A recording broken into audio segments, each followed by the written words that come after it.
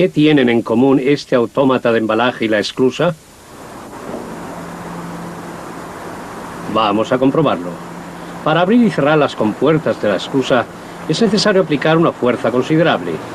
Concretamente, tienen que producirse movimientos lineales en dos direcciones. En este caso, la hidráulica es el medio más adecuado. La central de mando está lejos de las compuertas de la esclusa. Ello significa que las señales de mando tienen que ser transmitidas a través de un trayecto relativamente largo. Para ello no se utilizan conductos hidráulicos, ya que es preferible recurrir a señales de mando eléctricas, que son transmitidas a través de cables eléctricos.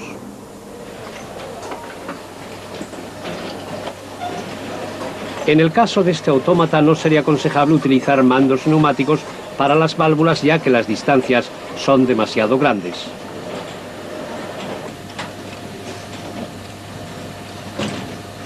Porque para que esta complicada máquina funcione es necesario realizar un gran número de operaciones de mando. En consecuencia, también en este caso, fue seleccionada la electricidad como agente de transmisión de señales, simplemente porque es más fácil de manejar.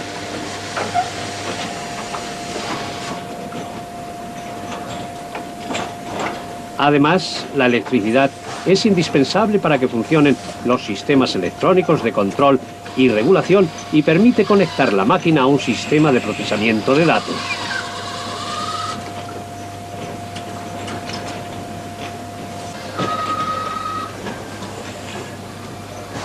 Pero entonces, ¿por qué utilizar la neumática si de todo modo ya se dispone de electricidad?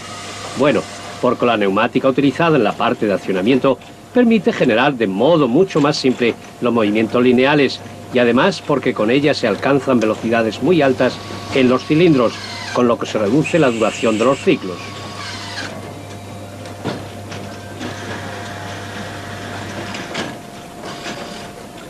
En los dos ejemplos hemos podido observar que la energía de los mandos es diferente a la energía utilizada por los elementos de trabajo. Por esta razón, estos sistemas se llaman electroneumáticos y electrohidráulicos, por lo que también son denominados sistemas híbridos.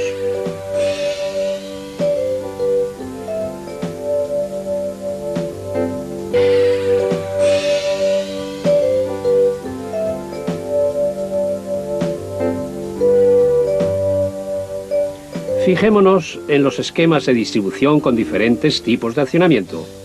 Aquí vemos el accionamiento manual de una válvula de vías que cumple una función de elemento de maniobra.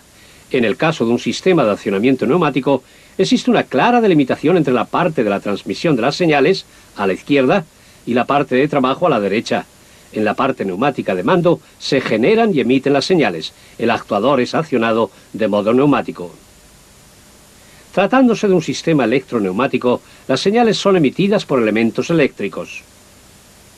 En este caso concreto, el procesamiento de las señales no está a cargo de un equipo especial, sino que es llevado a cabo por las conexiones entre los elementos en función de la tarea específica que debe ser ejecutada. La válvula de vías, o para ser más precisos, la electroválvula, ahora es accionada de modo eléctrico. Se sobreentiende que con una parte de mando eléctrica de esta índole también se puede controlar una parte de trabajo que funciona hidráulicamente. Ello significa que se trata de un mando electrohidráulico. Pero fijémonos cómo funcionan estos sistemas en la práctica. Los elementos de la parte de mando están repartidos en toda la instalación.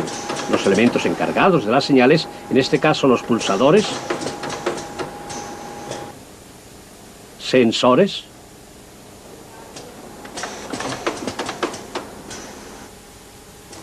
y electroimanes de los cilindros neumáticos, entregan las señales que son procesadas por el sistema de control de la máquina. Desde ahí son activadas las electroválvulas. En consecuencia, este es el punto de contacto entre la parte eléctrica de control de señales y la parte neumática de trabajo.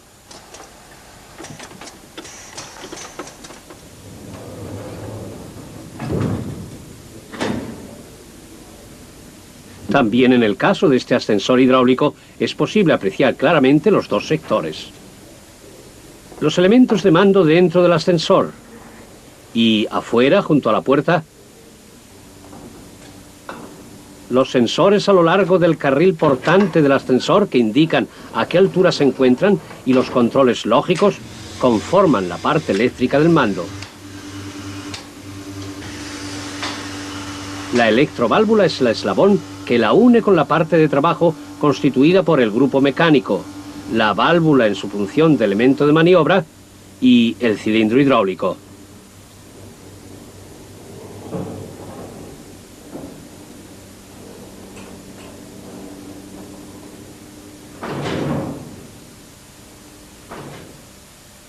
Estos ejemplos demuestran además por qué son necesarios los sistemas híbridos. Dadas las grandes distancias que existen en el caso de la esclusa, se sobreentiende que los cables eléctricos y la energía de mando eléctrica son mucho más económicos que un sistema de mando hidráulico. En un complejo como este, la instalación de una parte de mando eléctrica no solamente resulta necesaria debido a la gran cantidad de conductos y unidades de mando, más bien hay que recurrir a un mando electrónico, puesto que solamente con él es posible enlazar sensatamente la gran cantidad de señales que tienen que ser procesadas. En consecuencia, aquí apreciamos un ejemplo de un complejo sistema electroneumático.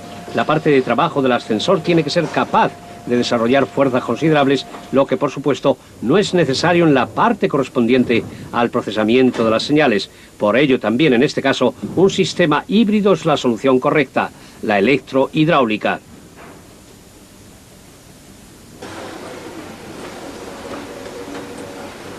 Pero una instalación que está dotada de una parte de mando eléctrica también ofrece otra ventaja.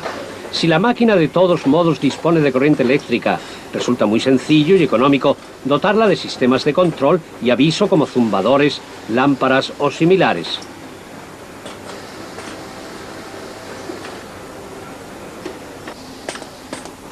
Asimismo, también es posible ampliar la parte de trabajo mediante actuadores eléctricos, como por ejemplo motores eléctricos. En sistemas electrohidráulicos, la electricidad también está presente en la parte hidráulica de abastecimiento de energía. La bomba hidráulica de esta instalación funciona con electricidad.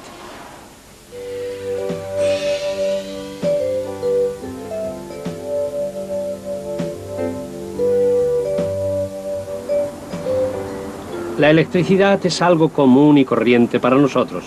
Sin ella la vida moderna sería inconcebible.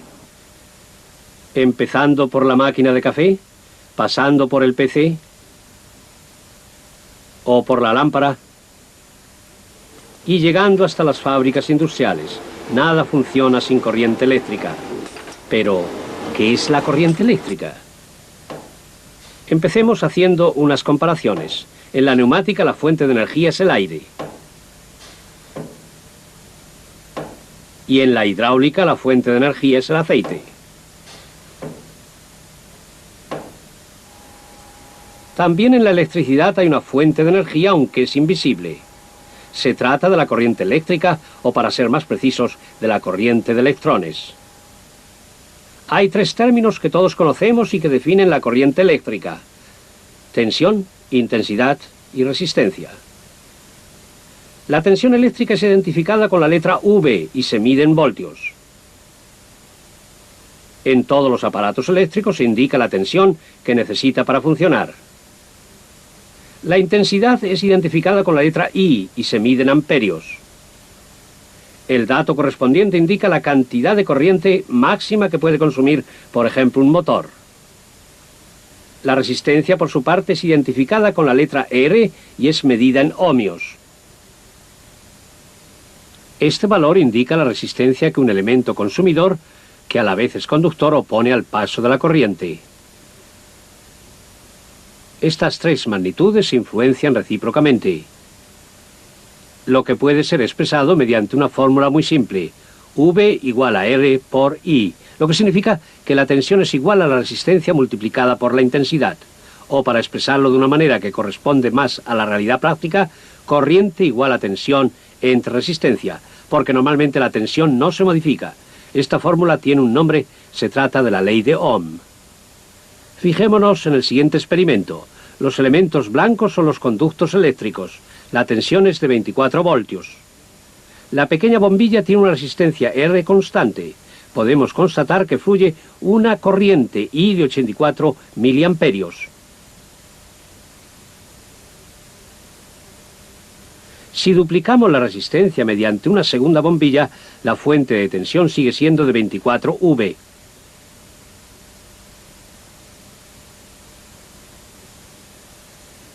Pero las dos bombillas que consumen corriente y que están conectadas una detrás de la otra provocan una división de la tensión en función de sus respectivas resistencias.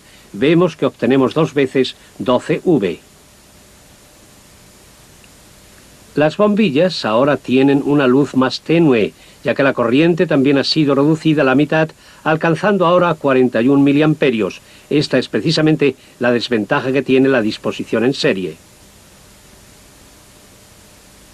Tratándose de una conexión en paralelo, tal como vemos aquí, la situación es diferente. Dado que cada bombilla forma con la fuente de corriente su propio circuito, cada una dispone de la totalidad de la tensión.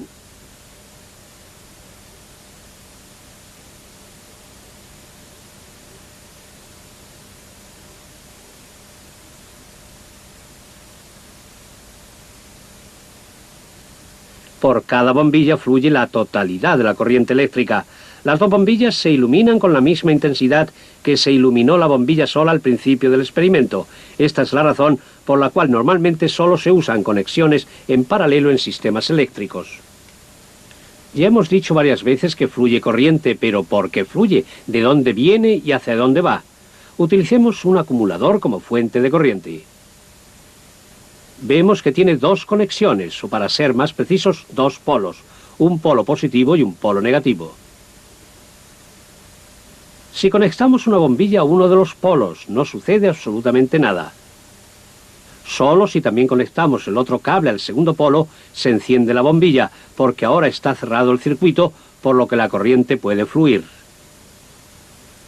Además, no importa cómo se conecte la bombilla, puesto que se ilumina dando igual qué cable se conecta con qué polo. Lo único que importa es la diferencia de tensión existente entre los polos.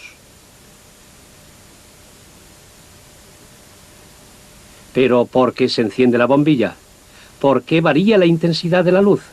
Estas preguntas también las podemos responder recurriendo a la ley de Ohm.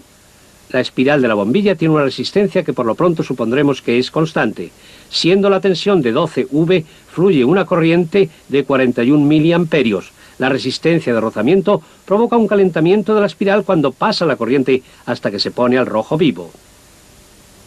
Si aumentamos la tensión a 24 V, la corriente se duplica a 84 miliamperios, lo que significa que ahora pasa la doble cantidad de electrones por la espiral, con lo que ésta se calienta aún más.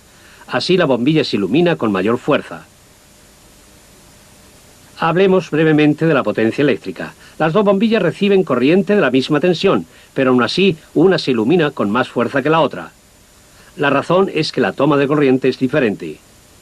La bombilla menos clara es de 25 vatios, por lo que fluye menos corriente que a través de la bombilla más clara, que es de 60 vatios.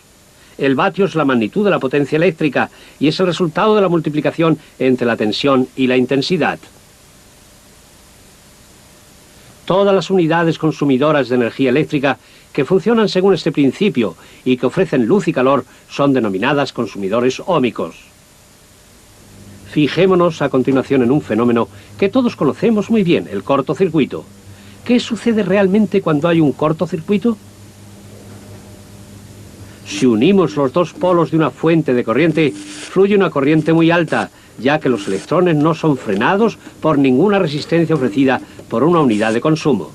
En consecuencia, se produce una temperatura extremadamente alta que provoca la fundición del conductor o la destrucción de algún elemento.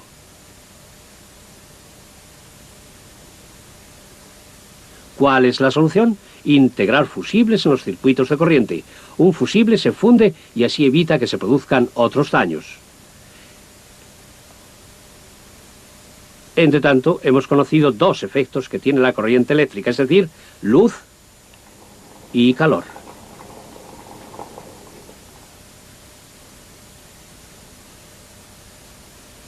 Otro efecto importante que tiene la corriente eléctrica es la generación de campos magnéticos.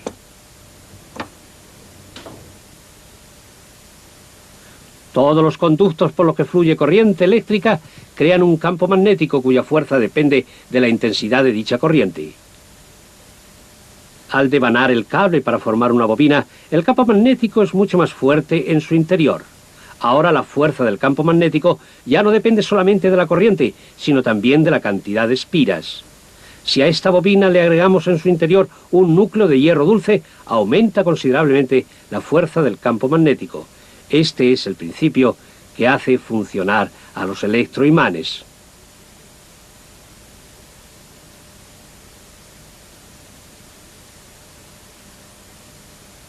Observemos otro fenómeno. Si el núcleo de hierro dulce está sujeto de forma móvil, se desplaza hacia el centro de la bobina si está sometido a tensión y si fluye corriente, creándose el respectivo campo magnético. De este modo, el núcleo es inducido. Este fenómeno específico lo volveremos a tratar cuando hablemos de las electroválvulas.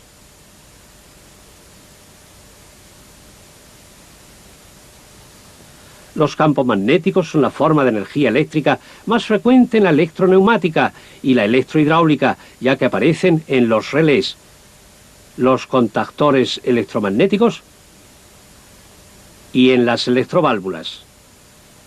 Se trata de consumidores inductivos, a diferencia de los consumidores óhmicos. A propósito, los motores eléctricos también son consumidores inductivos. Recordemos brevemente cuáles son los peligros de la corriente eléctrica. Antes que nada, siempre deben acatarse las normas de seguridad, puesto que el contacto con piezas sometidas a corriente eléctrica es peligroso e incluso puede ser mortal. Como acabamos de ver, un cortocircuito puede tener consecuencias fatales, ya que puede provocar un incendio o, por ejemplo, destruir las instalaciones. No olvidemos otra regla muy importante. Únicamente el personal técnico especializado debe efectuar trabajos en instalaciones eléctricas. Además, se sobreentiende que los trabajos solo deben realizarse si está cortado el suministro de corriente eléctrica. Continuemos con las normas de seguridad. Los cables de alta tensión obligatoriamente tienen que estar tendidos de tal manera que estén fuera del alcance de personas y que no pueda producirse una descarga.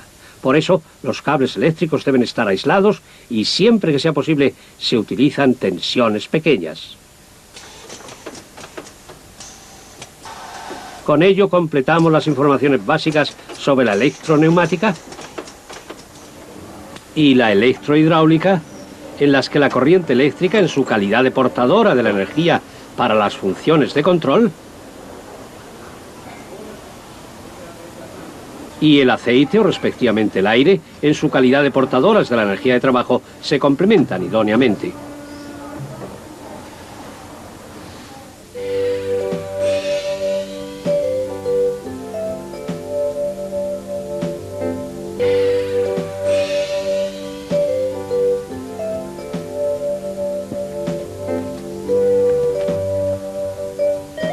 Nosotros estamos acostumbrados a recibir señales con mucha frecuencia y también emitimos señales que tienen diversos efectos. Las señales emitidas en instalaciones técnicas tienen la misma finalidad, es decir, tienen como consecuencia un efecto determinado en alguna parte de la máquina. En la electroneumática y en la electrohidráulica, las señales son transportadas por la corriente eléctrica. Las señales son generadas abriendo o cerrando el circuito eléctrico para que fluya una corriente eléctrica o para interrumpir su flujo. Ello significa que, en cierto sentido, se puede afirmar que todos los elementos utilizados para generar señales son interruptores eléctricos.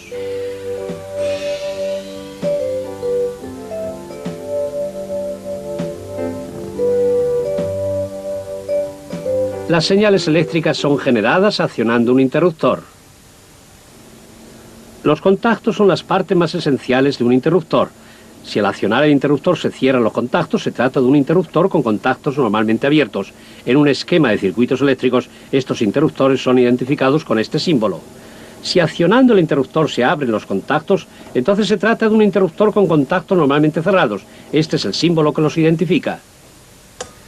Si al accionar sobre un interruptor se interrumpe un circuito y al mismo tiempo se cierra otro, entonces se trata de un acumulador cuyo símbolo es este. Las múltiples formas de accionamiento de los diversos tipos de interruptores y conmutadores nos ofrecen una idea de las formas existentes para generar señales. Fijémonos en ellas, recurriendo a modo de ejemplo a un interruptor con los contactos normalmente abiertos. Empecemos por el accionamiento manual. Si el contacto permanece cerrado solamente mientras que apretamos el botón, se trata de un contactor sin retención, es decir, un pulsador. Este es su símbolo. Si el contacto permanece cerrado, se trata de un interruptor. El interruptor con retención que normalmente está abierto tiene el símbolo que apreciamos ahora. En él consta un elemento de retención. El contacto se abre únicamente si es accionado nuevamente el interruptor. Los interruptores de final de carrera son un ejemplo para demostrar la generación mecánica o automática de señales. En este caso, vemos un interruptor utilizado para consultar posiciones. Este interruptor cierra automáticamente un circuito eléctrico cuando el vástago actúa sobre el rodillo. El circuito pequeño simboliza el accionamiento mecánico mediante el rodillo abatible. Este detector de proximidad no es otra cosa que un contacto accionado por un campo magnético. Estos detectores son utilizados, por ejemplo, para consultar posiciones de cilindros neumáticos e hidráulicos. Un imán permanente colocado sobre un cilindro actúa sobre una lengüeta que cierra un circuito eléctrico.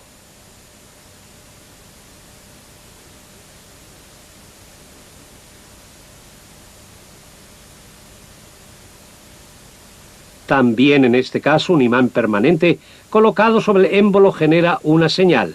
El campo magnético actúa sobre el campo magnético de un sensor inductivo. La electrónica registra este cambio y cierra o abre un circuito eléctrico.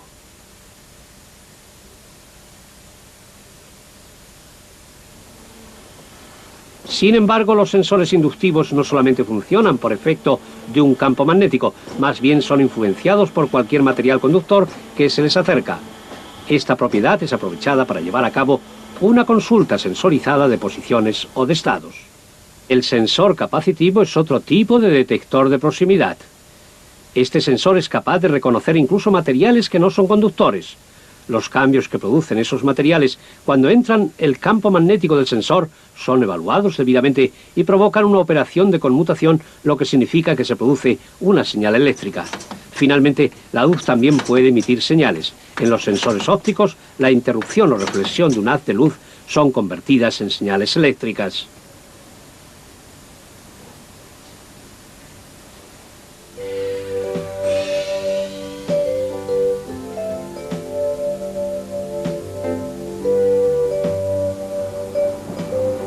Los interruptores que son accionados mediante presión neumática o hidráulica son denominados convertidores NE o HE. En el ejemplo que observamos aquí, un microinterruptor es accionado mediante una membrana a un valor determinado. Entonces, el microinterruptor emite una señal. Veamos un ejemplo. Esta bombilla deberá encenderse a una presión determinada.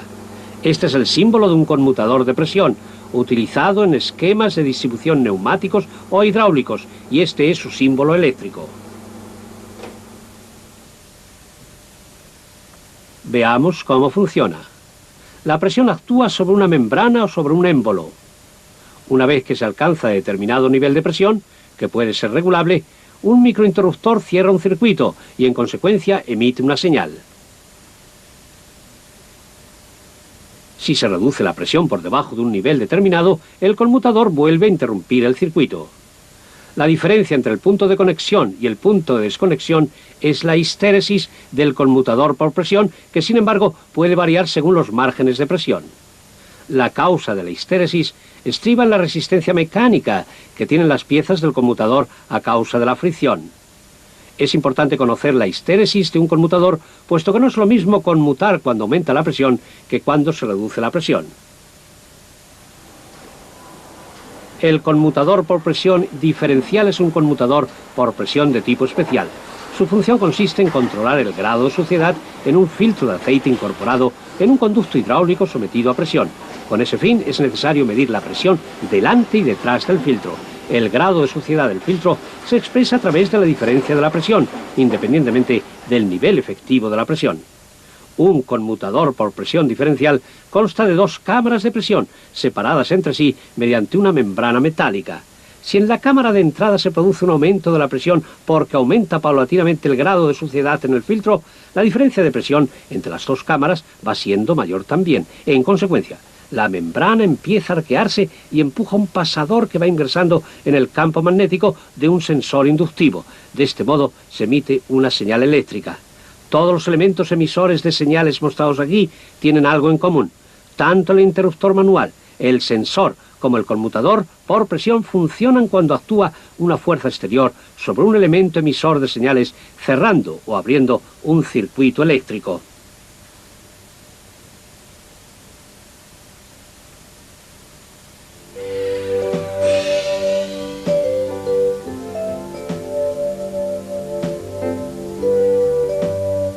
El procesamiento electromecánico de las señales básicamente está a cargo de relés o contadores electromagnéticos. Estas son las partes de un relé: la bobina, el núcleo, el inducido con los contactos. Si fluye una corriente a través de la bobina, se crea un campo magnético con lo que es excitado el inducido y se produce la conmutación del relé. Los contactores eléctricos funcionan exactamente según el mismo principio. Sin embargo, su construcción permite conmutar potencias de mayor envergadura. Pero insistamos en los relés. El procesamiento de las señales de mando en los relés depende de los contactos y de cómo están configurados. Los relés pueden estar dotados de varios contactos que suelen ser contactos conmutadores. Ello significa que con una señal de mando es posible abrir y cerrar simultáneamente varios circuitos eléctricos.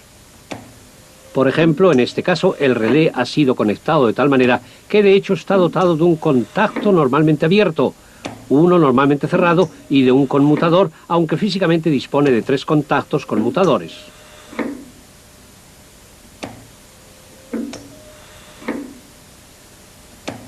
Podemos apreciar que pulsando el botón se provocan varias acciones simultáneas totalmente diferentes.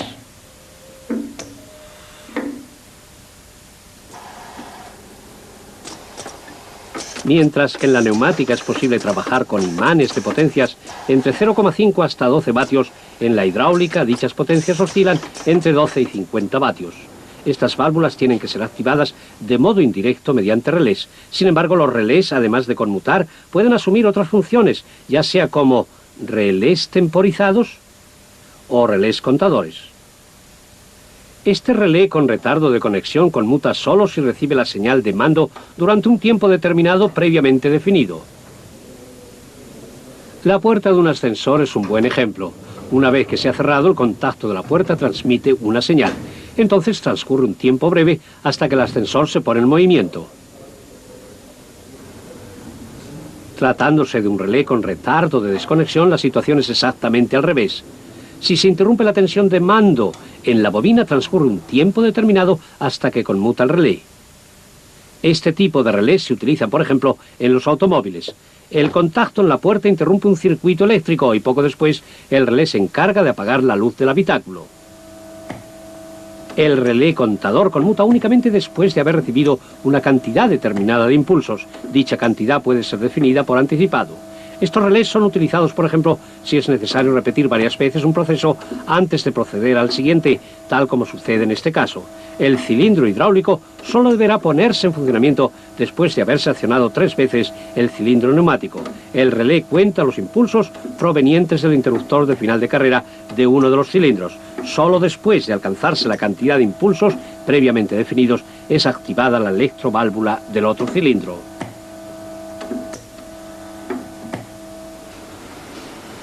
El procesamiento electromecánico de señales mediante relés es parte de los controles programables que se explicarán más adelante en otro capítulo.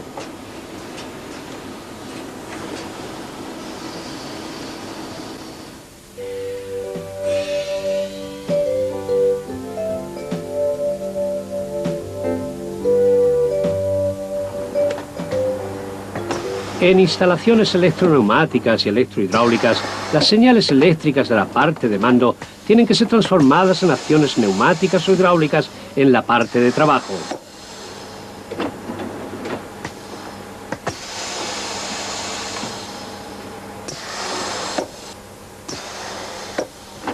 Para ello se utilizan electroválvulas.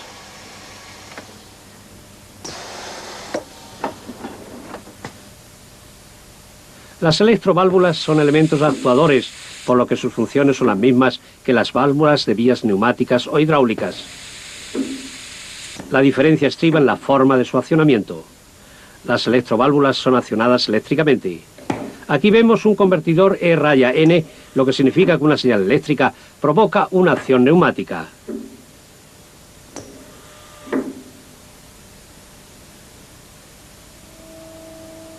Lo mismo sucede con la electrohidráulica.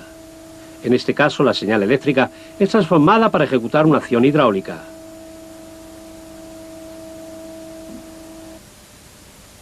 Con esta válvula hidráulica de 4 o 2 vías podremos explicar el funcionamiento de una electroválvula. Para que se produzca la conmutación partiendo de la posición normal, sucede lo siguiente. En uno de los lados de la válvula hay un electroimán. Su núcleo hace las veces de inducido que actúa mecánicamente sobre el émbolo de mando de la válvula.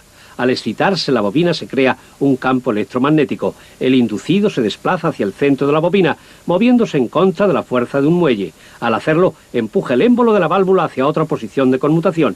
La válvula se mantiene en esta posición mientras recibe la señal eléctrica. Cuando se interrumpe la señal, desaparecen el campo magnético y su respectiva fuerza. En consecuencia, el muelle presiona sobre el émbolo y sobre el inducido hasta que éste vuelve a ocupar su posición normal.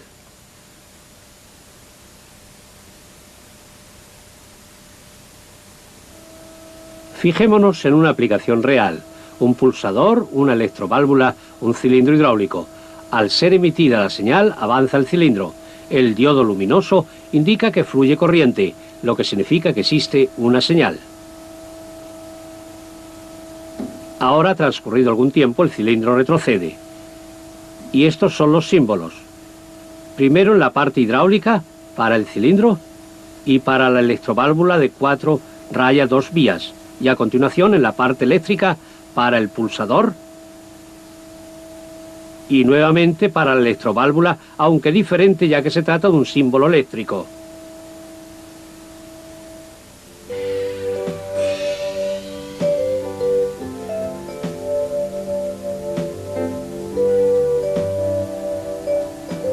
Hemos podido comprobar que en este caso la válvula de vías mantiene su posición mientras que recibe la señal eléctrica.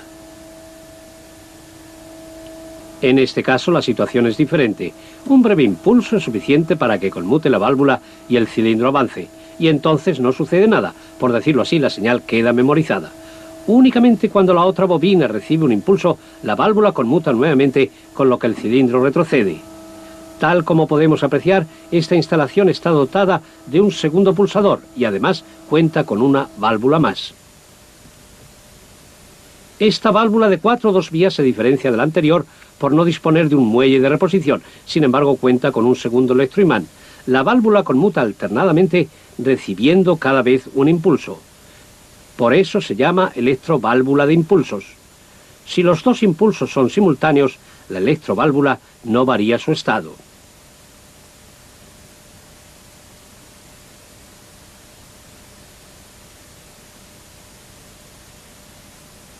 Tratándosele de válvulas hidráulicas, la corriente de aceite genera fuerzas transversales de considerable envergadura, por lo que podría modificarse la posición del émbolo. Para evitarlo, estas válvulas están dotadas de topes mecánicos que obligan al émbolo a mantener su posición. La importancia que tiene la memorización de las señales se pone de manifiesto muy claramente en el caso de una esclusa.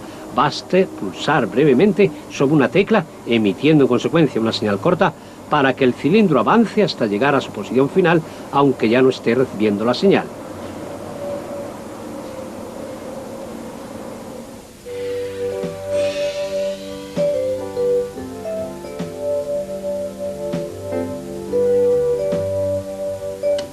Cuando conmutan las válvulas de vías es necesario superar las fuerzas causadas por muelles, fricciones, fuerzas laterales y fuerzas de cierre. En consecuencia, las electroválvulas tienen que disponer de una potencia suficiente. Además, para que una electroválvula funcione de modo fiable, es necesario limitar el calor generado por los electroimanes. La solución consiste en utilizar electroimanes de dimensiones lo más pequeñas posibles. Para obtener la fuerza necesaria para efectuar la conmutación de válvulas de vías de mayor tamaño, es posible recurrir a la energía útil del aire o aceite sometidos a presión. Este procedimiento es denominado servopilotaje.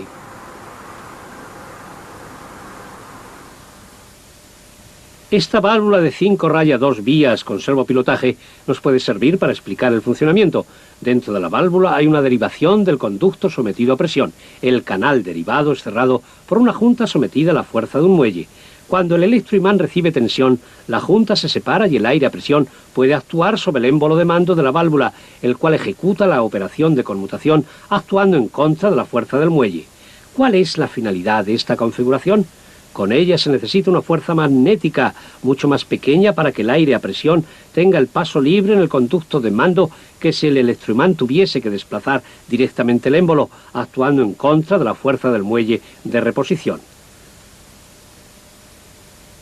Las electroválvulas de impulsos también pueden estar dotadas de un sistema de servopilotaje.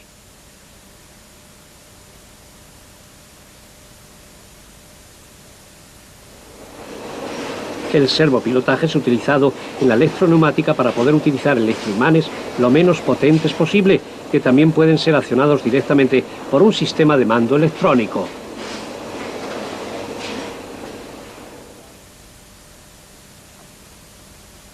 En sistemas electrohidráulicos, el servopilotaje es utilizado únicamente en combinación con válvulas de vías de mayor tamaño, siempre accionadas mediante un relé o un contactor electromagnético. La razón es muy simple. Los electroimanes pequeños son más económicos y además las dimensiones totales de las electroválvulas son menores.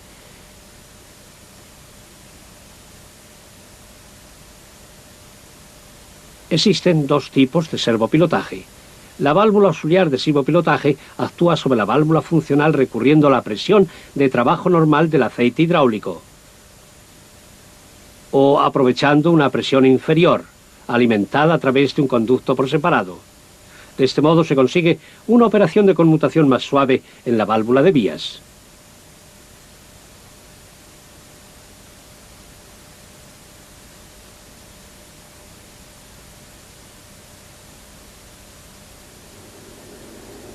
Las electroválvulas, por lo general, están dotadas de un accionamiento auxiliar manual.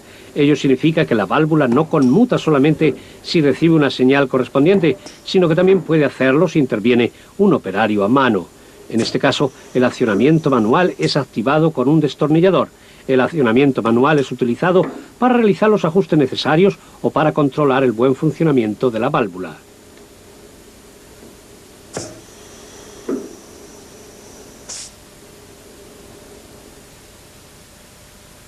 El símbolo indica el tipo de accionamiento que tiene la válvula. Recurramos al ejemplo de una válvula de 4 raya 2 vías. Esta es la forma de representar una electroválvula con reposición por muelle. Esta es una electroválvula con servopilotaje. Aquí se agrega el accionamiento auxiliar manual. En el caso de la electroválvula de impulsos, estos símbolos sustituyen al muelle de reposición del lado opuesto.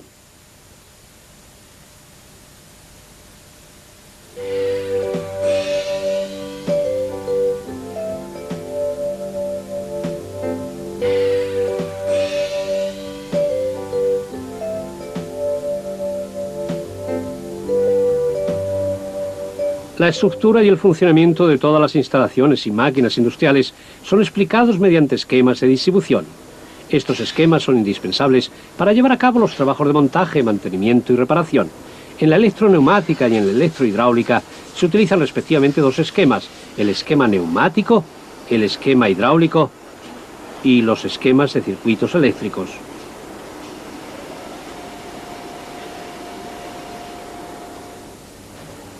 Este sistema electroneumático funciona de modo muy simple. Cuando el sensor óptico detecta la presencia de 5 paquetes, avanza el émbolo del cilindro. Una vez que llega a su posición de final de carrera, conmuta la válvula y el émbolo vuelve a retroceder. Como para cada operación solo tiene que cumplirse una condición, la válvula puede ser accionada directamente por el elemento transmisor.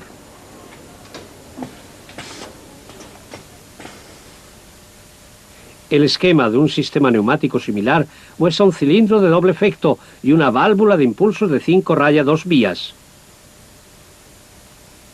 Este es el esquema de circuitos correspondiente. Podemos apreciar dos circuitos con una tensión de 24 V.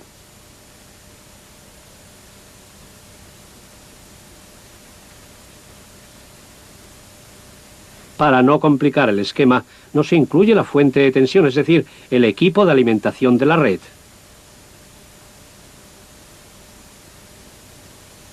Pulsando las teclas S1 se excita la bobina Y1. Con la tecla S1 se conmuta la válvula y el cilindro avanza. Cuando llega a su posición final, el émbolo actúa sobre el interruptor de final de carrera S2. Entonces, se cierra el otro circuito, con lo que se excita la bobina Y2. De este modo conmuta la válvula y el cilindro vuelve a retroceder.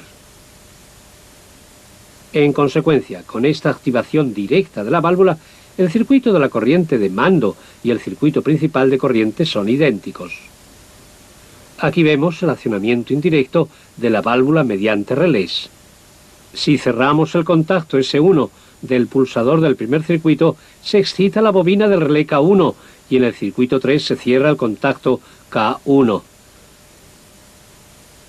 La bobina Y1 se excita y actúa sobre la válvula.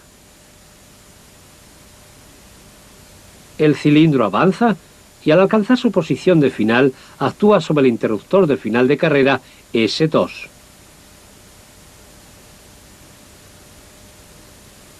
La bobina Y2 es excitada y se encarga de que conmute la válvula. A continuación el cilindro vuelve a retroceder.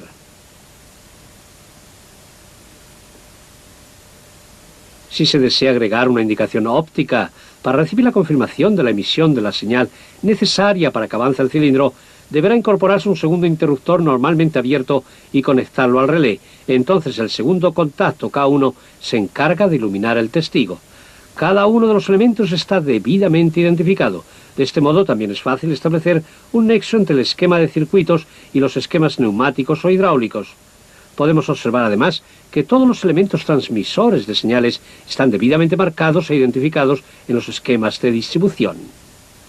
Aquí vemos que el esquema de circuitos consta de dos partes. En la izquierda están incluidas las entradas de señales. En la derecha se ven las salidas de las señales con sus respectivos efectos. De esta manera se cuenta con una documentación completa y clara de todas las funciones y de todos los procesos, incluso de las instalaciones más complejas. Esta instalación hidráulica funciona según el principio antes explicado. Las dimensiones exigen el uso de electroválvulas grandes, por lo que es necesario trabajar con corriente eléctrica de mayor potencia. En consecuencia, las válvulas tienen que ser accionadas de modo indirecto mediante relés.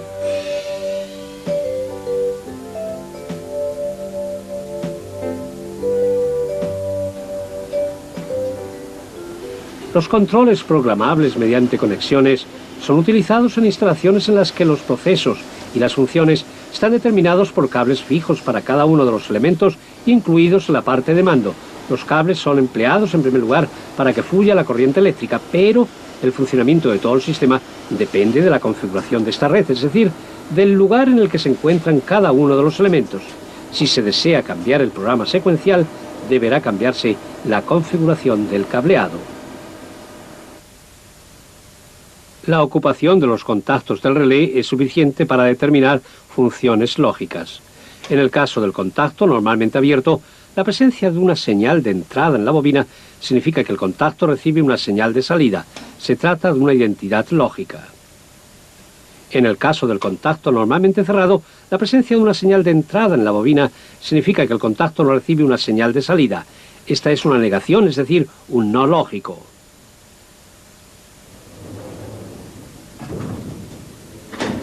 Este ascensor nos permite ver enlaces lógicos por programación mediante conexiones de mando de una instalación hidráulica. El ascensor se pone en movimiento únicamente si alguien pulsa el botón y si la puerta está cerrada. Se trata de una conexión lógica con función Y.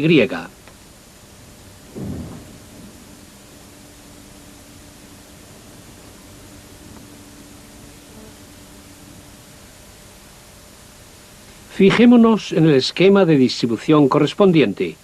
Si los dos elementos de conmutación y sus respectivos interruptores normalmente abiertos están conectados en serie, es decir, uno detrás del otro, entonces la corriente eléctrica solamente puede fluir si ambos contactos están cerrados. En consecuencia, se trata de una función de Y.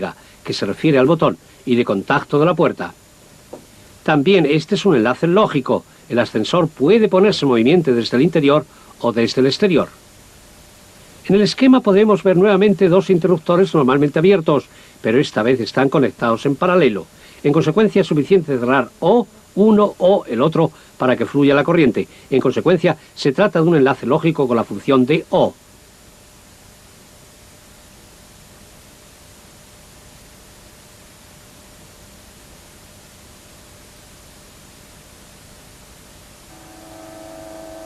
Al utilizar válvulas con reposición por muelle, es necesario disponer de una memoria eléctrica de las señales, ya que la señal eléctrica debe estar presente durante todo el tiempo que la válvula debe mantener su estado de conmutación.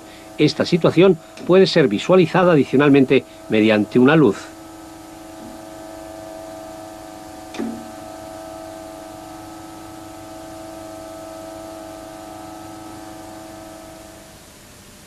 Esta tarea se puede solucionar fácilmente mediante una conexión de autorretención del relé. Al pulsar el botón S1 se excita el relé, con lo que se cierran los dos contactos K1. A través de uno de ellos se mantiene excitada la bobina, mientras que a través del otro la electroválvula obtiene tensión eléctrica.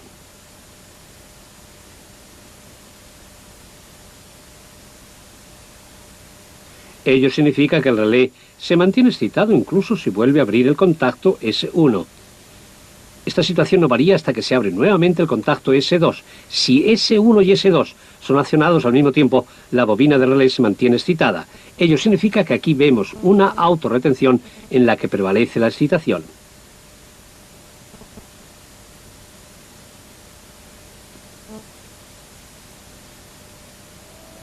Veamos un ejemplo. En estas conexiones se mantiene la señal de on, incluso si al mismo tiempo se emite la señal de off, lo que significa que una máquina, por ejemplo, siempre concluye un ciclo completo de trabajo. También, en este caso, estamos ante un sistema con autorretención. Sin embargo, ahora la tecla S2 no está conectada en paralelo, sino que esta vez se encuentra conectada en serie con la tecla S1.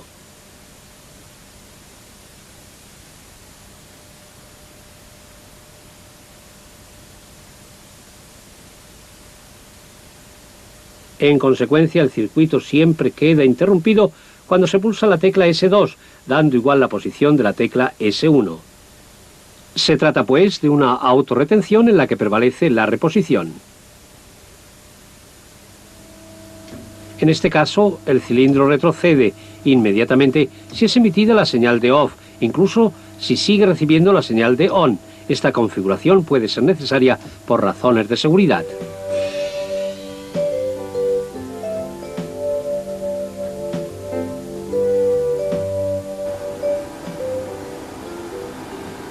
Las funciones que asumen los cables conectados a esta máquina también pueden estar a cargo de un control lógico programable, un PLC, el cual está a cargo de los enlaces y del procesamiento de las señales.